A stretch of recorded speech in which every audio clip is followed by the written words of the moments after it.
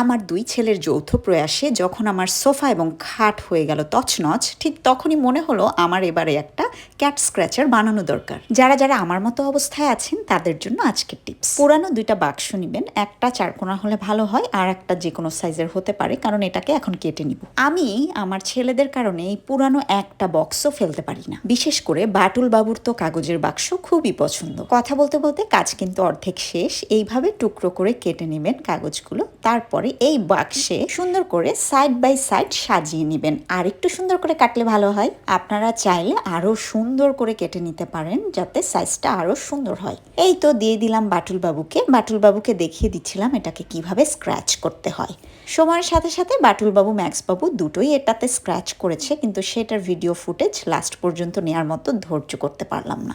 আর এই তো ম্যাক্স বাবু এটার উপরে উঠে তো ঘুমিয়েই পড়লো। কেমন লাগলো কমেন্ট করে জানাবেন। ভালো থাকবেন, বাই।